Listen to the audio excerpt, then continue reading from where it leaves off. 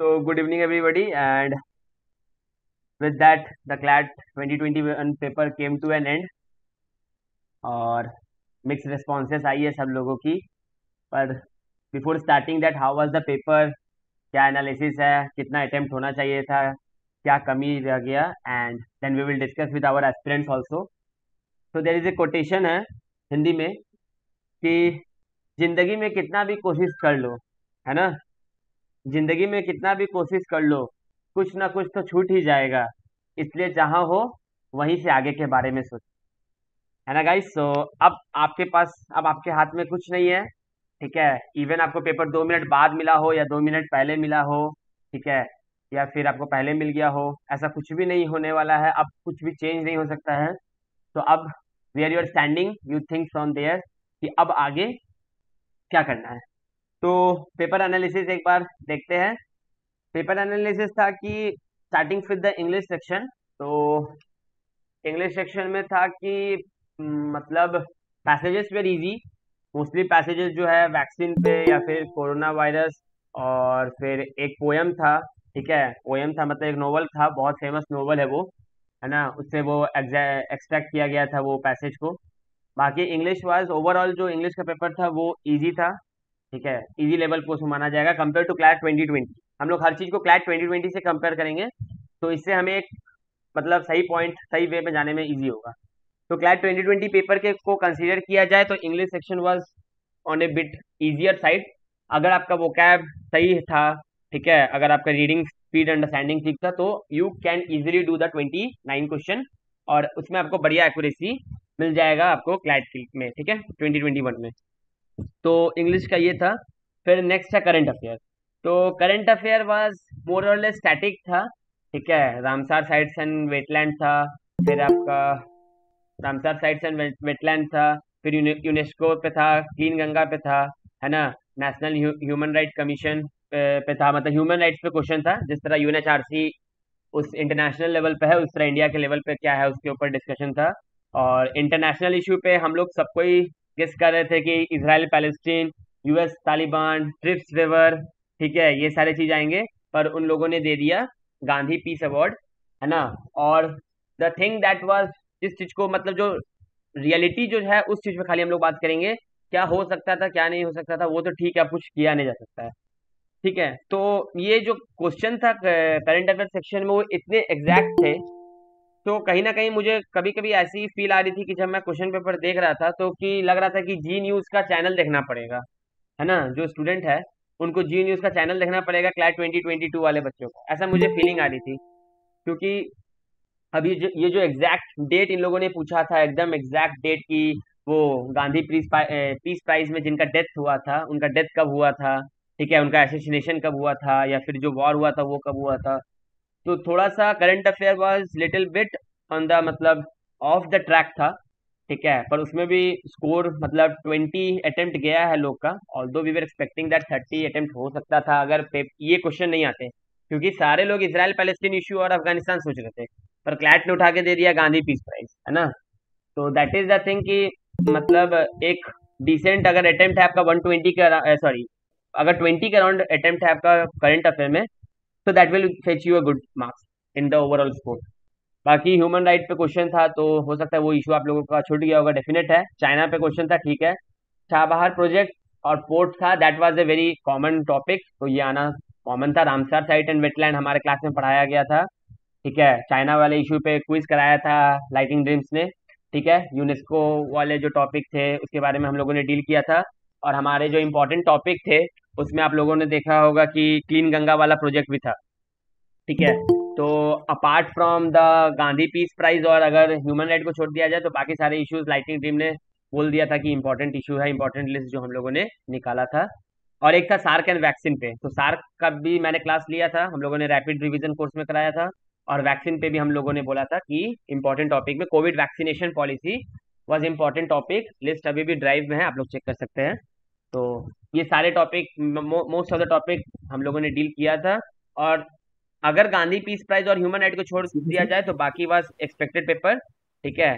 बाकी सब चीज एक्सपेक्टेड साइड में था। तो अब आप लोगों ने कैसे डील किया, दैट इज इंपॉर्टेंट थिंग।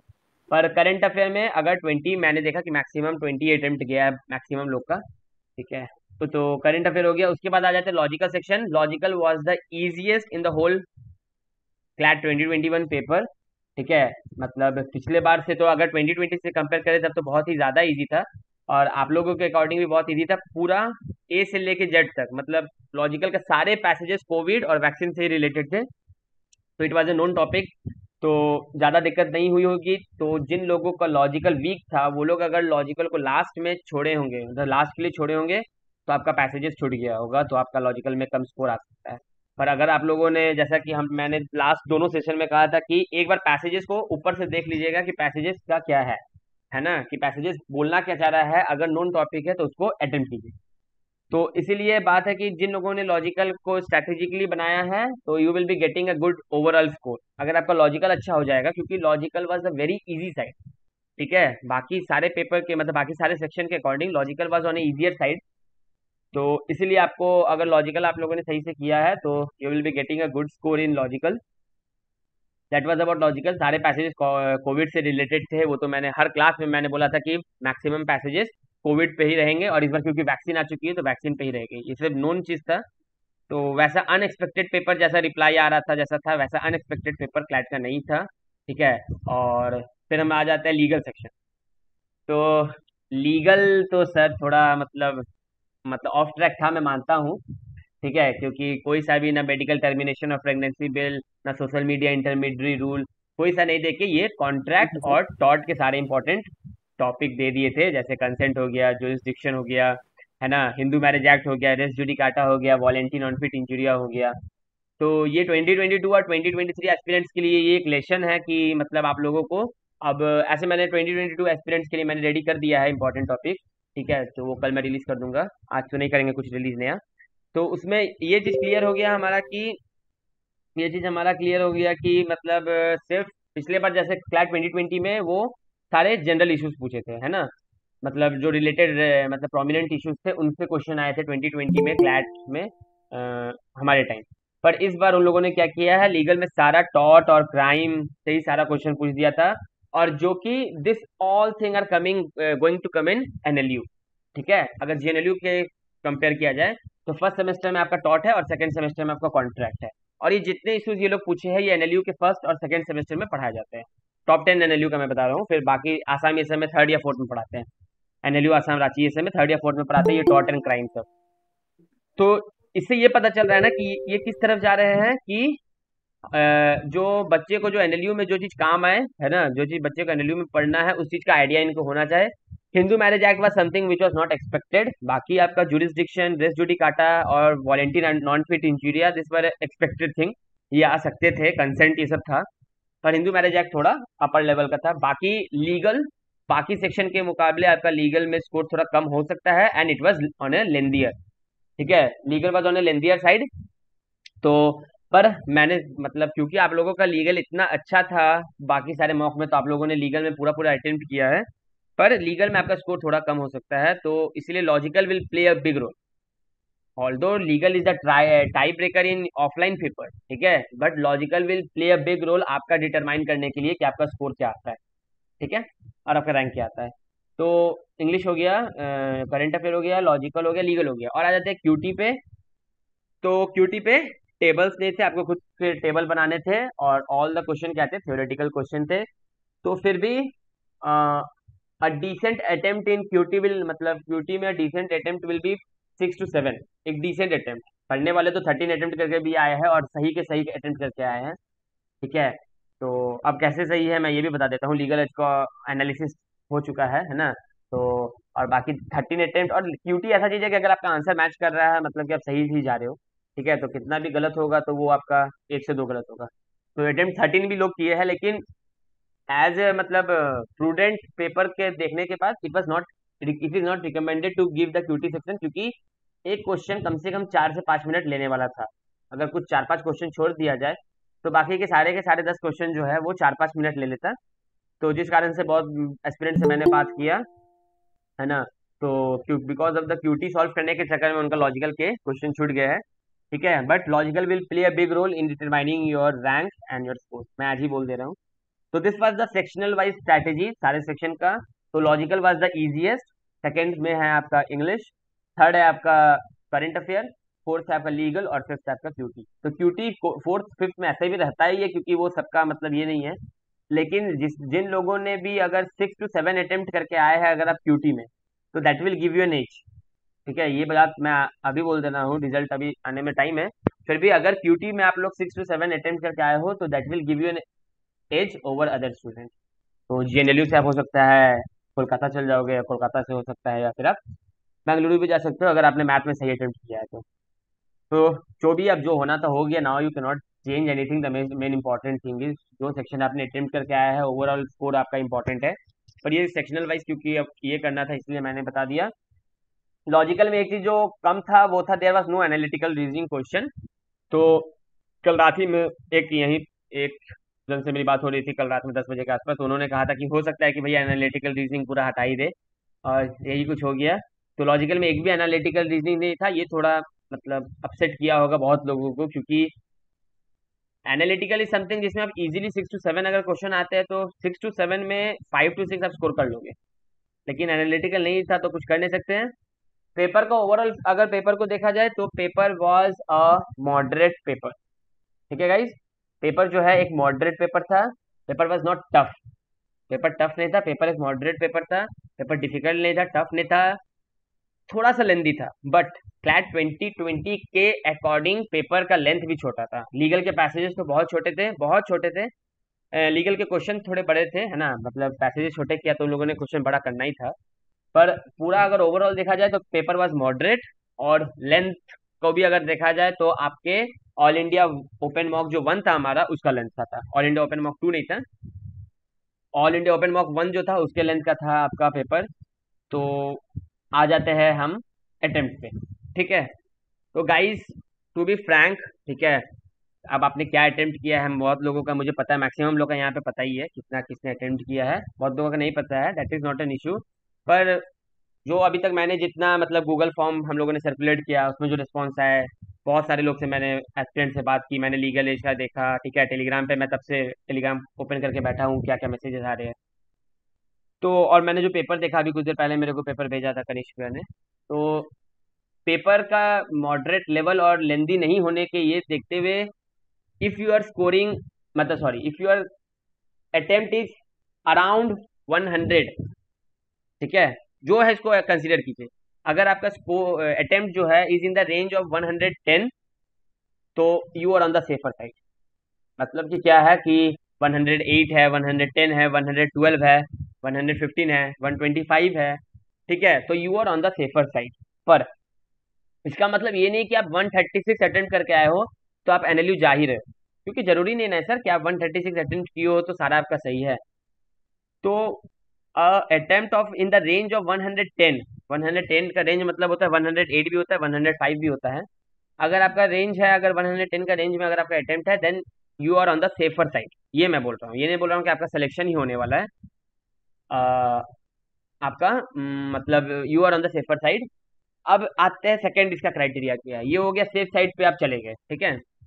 जिनका स्कोर मतलब जिनका अटेम्प्ट है 122 प्लस, हाँ, जिनका अटेम्प्ट है 122 प्लस, और उनके कैरियर लॉन्चर और लीगल एज के मॉक में अगर उनका स्कोर रहता था 90 प्लस, ठीक है, 85 90 अगर रहता था, तो you are on the best side, मतलब सबसे सेफर साइड पे आप चल जाते हो। अगर 120 प्लस अटेम्प्ट है तो 122 प्लस अटेम्प्ट है, और आपका एक्यूरेसी और आपका स्कोर जो है कैरियर लॉन्चर और लीगल एज के मॉक में अगर रहता था आपका 90 प्लस या फिर 90 के रेंज में रहता था, अगर 90 के रेंज में है तो you are on the safest side. लेकिन आपका वो चीज़ आपको यहाँ पे भी रिफ्लेक्ट करना पड़ेगा, मतलब 20 मतलब एग्जामिनेशन हॉल में भी आपको रिफ्लेक्ट किए होंगे तो ही, ये मैं बता रहा हूँ, सब चीज़ में इफ है। ऐसा नहीं कि आप 130 अटेम्प्ट करती हो तो ऐसा नहीं कि आप एनएलयू जा ही रहे हो, 130 अटेम्प्ट करने के बाद भी हो सकता है कि आपका एक्यूरेसी बहुत खराब हो। पर अगर आपका accuracy career launcher legal edge के मौके में 90 प्लस के अकाउंट अराउंड था, और आपका अटेम्प्ट है 122 plus, then you are on the safest side. Score मतलब रेंज जो है आपका अगर 110 है तो आप सेफर साइड पे चल जाते हो। अब तीसरा क्राइटेरिया पे आते हैं, दो क्राइटेरिया तो मैंने बता दिया, तीसरा क्राइटेरिया है कि अगर आपका अटेम्प्ट का रेंज है 90 to 100, ठीक है, अगर आपका अटेम्प्ट का रेंज है, मैं पूरा एकदम इवैल्यूएट किया हूँ पेपर को, इसलिए मुझे पता है कि किस जगह पे क्या मतलब कहाँ पकड़ाएगा पेपर। तो वो तो सबको ही को पता है कि 110 का जिसका प्लस है वो तो सारे कोचिंग बोल रहे हैं कि वो तो सेफ साइड है। पर अगर आपका पेपर 90 टू 100 के भी रेंज में है ना सर, और अगर आपका कोर और एक्यूरेसी अगर आपका सही चल जाता है, तो टॉप 10 तो नहीं, टॉप 12 भी नहीं, लेकिन you will be getting a decent NLU. अभी मैं डिसेंट एनएलयू पे ही हूँ। ठीक है, अगर आपका अटेम्प्ट 90 टू 100 पे है, और अगर आपका एक्यूरेसी बहुत बढ़िया है, आपको लग रहा है कि मेरा एक्यूरेसी बहुत बढ़िया है, मैंने जो मार्क किया है वो मैंने सही मार्क किया है।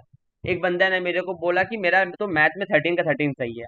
तो 13 अगर मैथ में ले आ रहे हो, बाकी सेक्शन से अगर वो 70 ले आ रहा है और 83 अगर स्कोर है, तो that is a good score.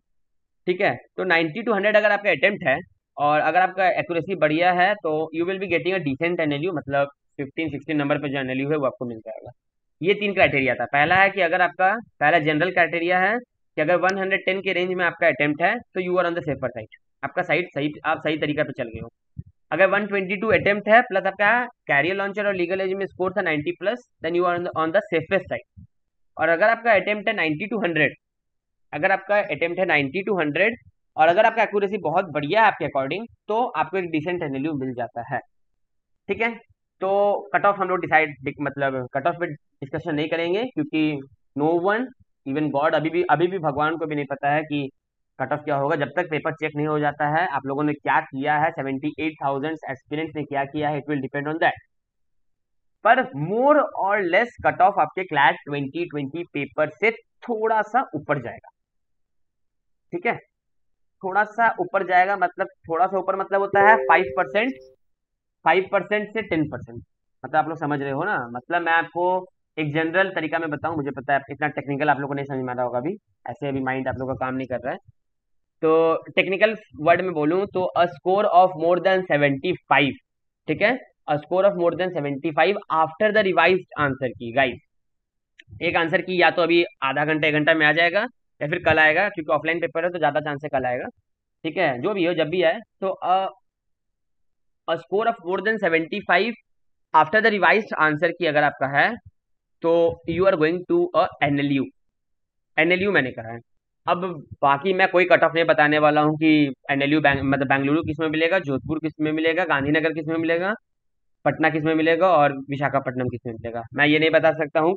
मतलब कोई बता रहा है तो वेरी गुड, पर पर ये चीज नहीं हो सकता। लेकिन according to the attempt, according to the जो अभी तक अटेम्प्ट लोगों ने किया है, और अभी तक जो पेपर मैंने देखा, जितना मैंने देखा, और score of more than 75 will fetch you a NLU. NLU मैं बोल रहा हूँ, गुड एनएलयू नहीं बोल रहा हूँ, मोर than 75 will fetch you a NLU.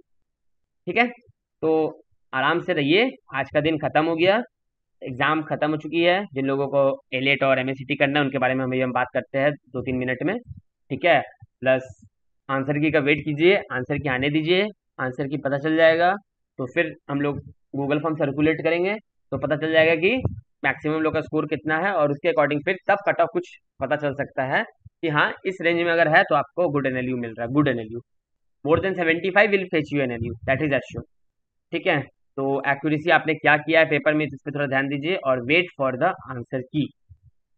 Now we will introduce some of our aspirants, जिन लोगों, आप लोगों को पता है आप लोगों को क्या करना है, तो just casual discussion with you, and then we will discuss what next. अभी तक हम लोग डिस्कस कर रहे हैं डिकोडिंग क्लैट 2021, तो हम लोगों ने सेक्शनल वाइज देख लिया, ओवरऑल देख लिया, अटेम्प्ट देख लिया, गुड अटेम्प्ट, और हम लोगों ने ये भी देख लिया कि,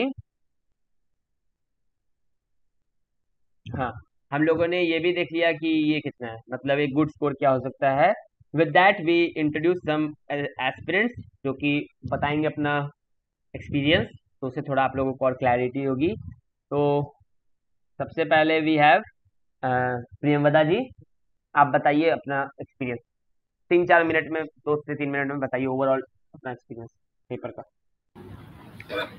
जितना मतलब अनएक्सपेक्टेड था उतना तो नहीं, पर जैसे लीगल बहुत स्टैटिक आ गया था, तो मैंने जैसे फर्स्ट अटेम्प्ट लीगल को दिया, तो मतलब बहुत स्टैटिक है, तो मेरे को लगा लेंदी होगा, इसलिए मैंने उसको पहले ख़त्म कर दिया, क्योंकि फिर मैं उसको छोड़ना नहीं चाहती थी कि उसको, फिर उसके बाद फिर लेकिन उसमें मेरे को 45 मिनट लग गए, और मैंने सोचा था 1 घंटे में मतलब मेरा 50% पेपर हो जाए, तो वो तो नहीं हो पाया। उसके बाद मैंने जीके ख़त्म कर लिया था जल्दी जल्दी, ओएमआर मार्क किया, फिर इंग्लिश किया 15-20 मिनट में किया था। हाँ, और इंग्लिश में मतलब जो बन रहा था ठीक है, वोकैबुलरी के कुछ क्वेश्चन में मुझे मतलब डाउट था, तो फिर मैंने उसको नहीं किया। और फिर उसके बाद मैंने लॉजिकल तो लास्ट में किया था। क्यूटी के चक्कर में वही क्यूटी के मार्क्स बढ़ाने के उसमें मेरे को थोड़ा सा मतलब टाइम वेस्ट हो गया, 5 मिनट ज़्यादा लग गया, तो फिर उसको क्यूटी मेरा ज़्यादा अच्छा नहीं गया। और उसके बाद फिर मैंने लॉजिकल था तो वो ईजी था, पूरा कोविड से था, तो जल्दी जल्दी जल्दी सब हुआ। ओवरऑल अटेम्प्ट 108 है।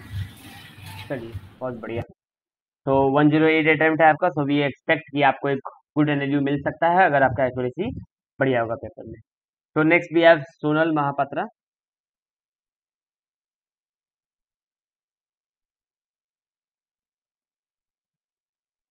Unmute yourself. हाँ। Okay. Sorry, am I audible now? या हाँ, तो most of the points discuss ही है, बट ओवरऑल जैसा आपने कहा कि 2020 से ठीक ही था, बट आप वीडियो ऑफ करके बोलिए, आपका नेटवर्क इशू है।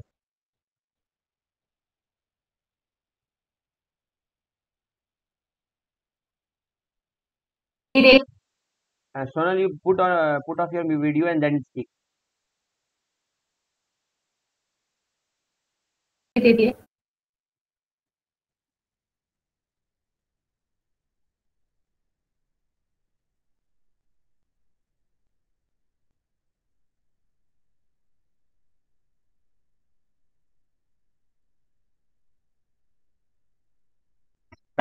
कलेजा, एम आई ऑडिबल? हाँ, you are audible, Aryan. अच्छा अच्छा, ठीक है। Sonal, you put off your video and then speak.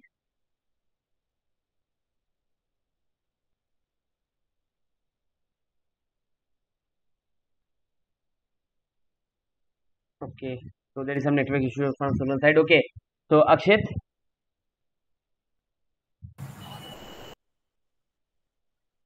Yes भैया। हाँ, आप बताइए। भैया काफी ज्यादा अनप्रिडिक्टेबल सा हो गया था, मतलब जैसे ग्राफ का सोच के गए थे मैथ्स में, तो उसमें से बिल्कुल आया नहीं, एनालिटिकल बिल्कुल आई नहीं। जो 10-15 अटेम्प्ट वहां बढ़ सकते थे, तो ओवरऑल 87 अटेम्प्ट के आसपास करे हैं अटेम्प्ट को।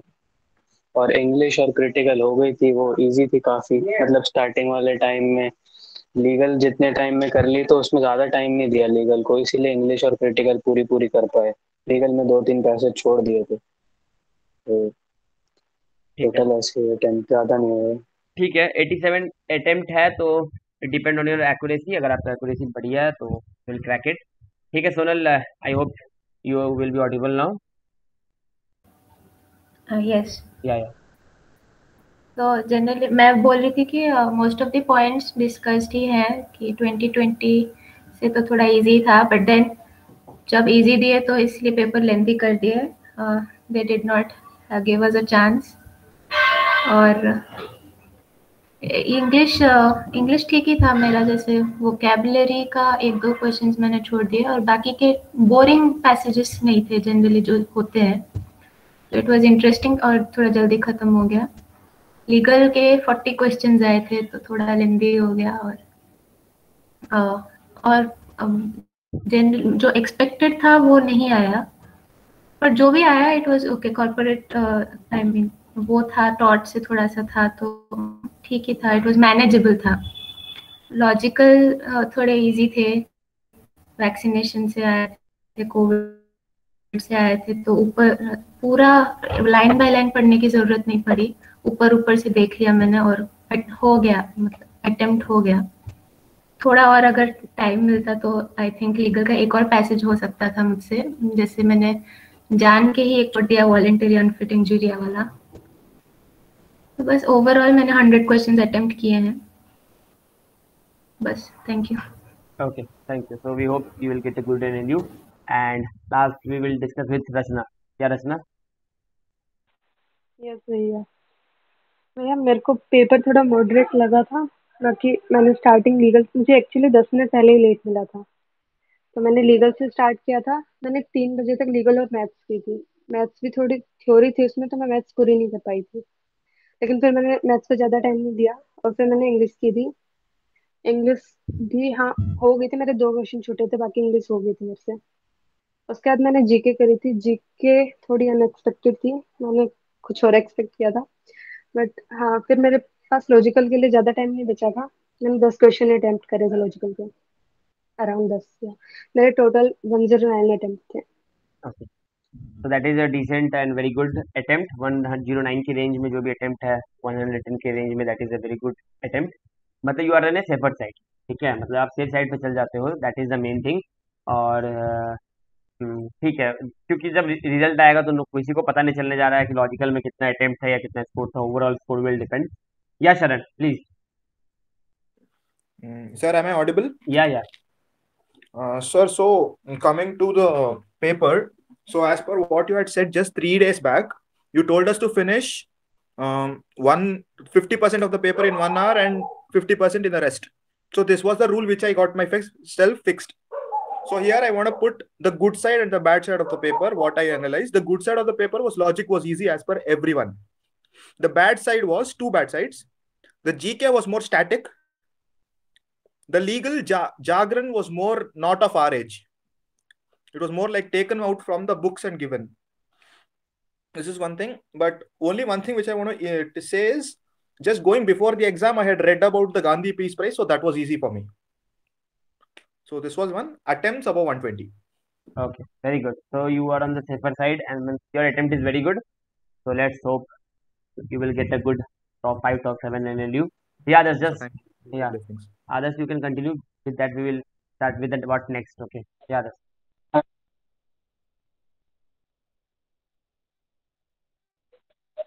Am I audible भैया? Yeah. तो भैया मतलब एक तरीके से देखा जाए कि मतलब 2019 का एक्सपीरियंस होने के नाते जब उस टाइम पे लीगल में टॉर्ट्स कॉन्सर्न्स और इन सब के बारे में पूछता था तो मेरा वो पॉइंट स्ट्रॉन्ग था। तो लीगल का पैसेज पढ़ने की मुझे ज़्यादा आवश्यकता पड़ी नहीं। रेंस ड्यूटी काटा और हिंदू मैरिज एक्ट छोड़ के तो मतलब मेरा मतलब लीगल मेरा एक सेफर साइड है एज अनएक्सपेक्टेड अदर जैसे सबके लिए है कि लीगल उनका प्रॉब्लम किया लेकिन मेरे लिए अच्छा हुआ जबकि मैंने क्रिटिकल रीजनिंग या लॉजिकल रीजनिंग छोड़ दी। ऐसा मैं हमेशा करता हूँ मैथ के चक्कर में। तो 7 या 8 क्वेश्चन मेरे मैथ से बने हैं जो कि सारे सही हैं। और इंग्लिश तो इजी था लेकिन जीके अच्छा नहीं था। फिर भी मैंने कुछ टॉपिक्स पढ़े हुए थे जीके में तो 24 या 25 अटेम्प्ट्स मैंने जीके में किए थे। तो लीगल तो मेरे लिए ठीक पड़ा। मैंने लीगल का मतलब 37 क्वेश्चन अटेम्प्ट किया है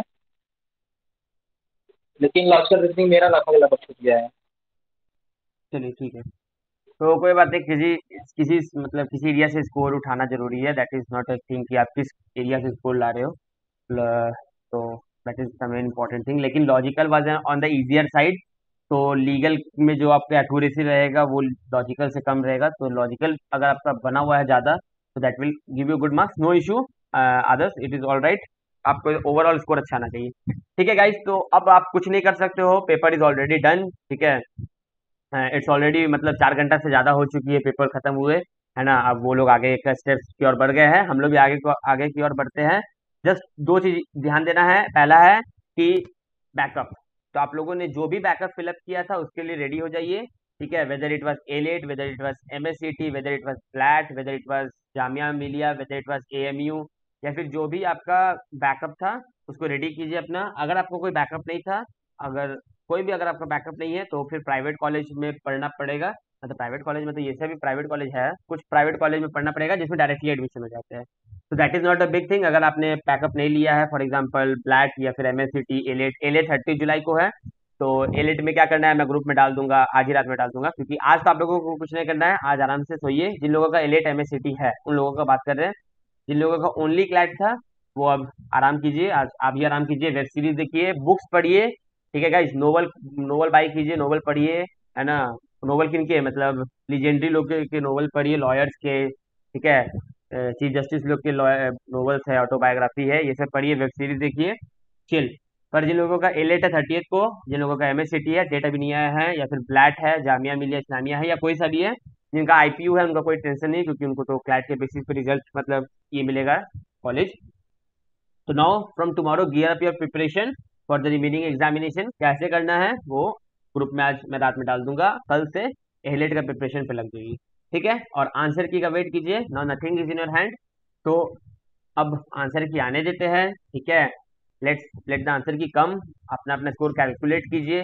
जिन लोगों ने लीगल एज का वो देखा, ठीक है, वो जो लीगल एज का चल रहा है वो देखा, तो अपना स्कोर वहां से कैलकुलेट कर लीजिएगा, तो बता दीजिएगा मेरे को, नहीं कीजिएगा। अगर ऑफिशियल आंसर की का वेट करना है तो होप आज रात में, नहीं तो कल तक आ जाएगा। तो आंसर की कैलकुलेट कीजिए और लेट्स सी आगे क्या किया जाता है। पर क्या करना है वो मैं थोड़ा सा इंट्रोडक्शन दे देता हूँ उस चीज का। अगर क्लैट नहीं होता है तो बाकी जो जिनका बैकअप है MSCT, MSCT is a very good backup. अगर आपको उसमें टॉप 5 टॉप 6 कॉलेजेस मिल रहे हैं महाराष्ट्र के, that is a very good backup. AILET तो मतलब इज ए वेरी गुड, मतलब बेस्ट बैकअप। बैकअप वो नहीं है, AILET is not a backup, AILET एक अलग एग्जाम ही है, ठीक है। बैकअप में आपका MSCT आता है और ब्लैट आता है, तो ब्लैट का प्रिपरेशन कीजिए, MSCT का प्रिपरेशन कीजिए, और बाकी जो भी आपके है, एक कॉलेज है आपका भारतीय विद्यापीठ, है ना, उसका अगर आप लोगों ने फॉर्म फिलअप किया तो उसका प्रिपरेशन कीजिए। वो आपका क्लैट के ओल्ड पैटर्न पे सारा कुछ कुछ है। अगर आप लोगों ने कोई बैकअप फिल नहीं किया है, ठीक है, तो फिर क्लैट में अगर नई सिलेक्शन होता है तो उसका थोड़ा सा इंट्रोडक्शन दे देता हूँ कि study in any of the good private college, ठीक है। जैसे आपका CUCT के अंदर जो कॉलेजेस आते हैं, अगर उनके एग्जाम नहीं हो रहे तो, अगर CUCT के एग्जाम है तब तो फिर नहीं, कुछ CUCT के कॉलेज में एग्जाम नहीं होते हैं, डायरेक्टली एडमिशन मिल जाता है आपको, तो वो हो गए। फिर दिल्ली में आपका गौतम बुद्धा हो गया, और बाकी जितने इंपॉर्टेंट प्राइवेट कॉलेज है जो इसमें एडमिशन कोई ले सकता है, उसका लिस्ट हम लोग रिलीज कर देंगे आंसर की एक बार आ जाने में। लिस्ट रेडी है मेरे पास, लेकिन रिलीज करेंगे जब आंसर किया आ जाएगा, आपको पता चल जाएगा कि आप नहीं जा रहे हो अभी से प्राइवेट कॉलेज क्यों देख, है ना। और वो प्राइवेट कॉलेज में कोई एग्जाम नहीं देना है, कुछ नहीं है, सीधे जाकर एडमिशन लीजिए और पढ़िए गाइस।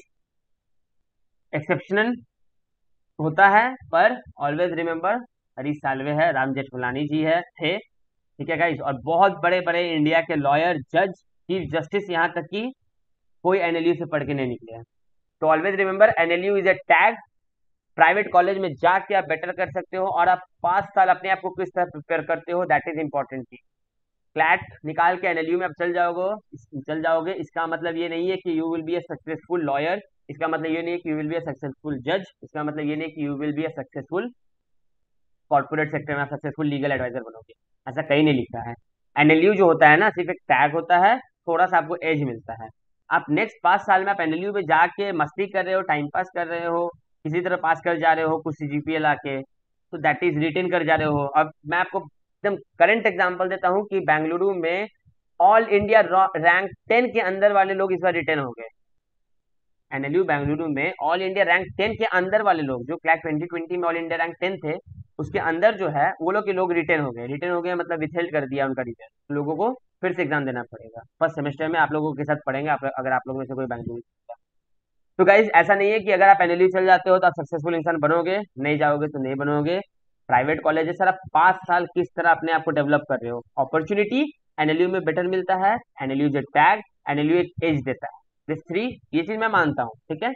पर आप अपने आप को 5 साल में कैसा बना रहे हो, कैसे आप अपने आप को मूड को डिबेट और सारा चीज कैसे अपना नॉलेज आप डेवलप कर रहे हो।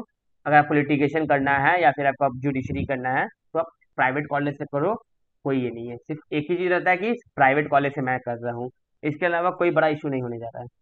तो आंसर की का वेट कीजिए, आंसर के आने दीजिए, नहीं होता है तो प्राइवेट कॉलेज में एडमिशन लीजिए। आज भी लाइटिंग ड्रिंक्स आपके साथ था, कल भी लाइटिंग ड्रिंक्स आपके साथ है, परसों भी रहेगा और हर दिन रहेगा। तो ऐसा नहीं है कि आपका NLU में नहीं होता है तो you are not an important person for us. आप NLU में बस भी जाइए तो भी हमारे लिए अच्छा है, नहीं भी जाइए that is not a big deal for us. तो गाइज आराम से आज कल तो कुछ करना ही नहीं है। अगर किसी भी आप एग्जामिनेशन का पेपर कर रहे हो, आज तो कुछ करना ही नहीं है, आराम से सोइए। Only CLAT was your option, तो वेब सीरीज देखिए, बुक्स पढ़िए, नॉवेल्स पढ़िए, ताकि आगे काम आए। अगर only CLAT was not your option, अगर आपके पास बैकअप है तो जाके एलेट MSCT का प्रिपरेशन कल से स्टार्ट करेंगे, हमारा क्विज कल से स्टार्ट हो जाएगा, ठीक है गाइस। तो दैट्स ऑल फॉर टुडे, और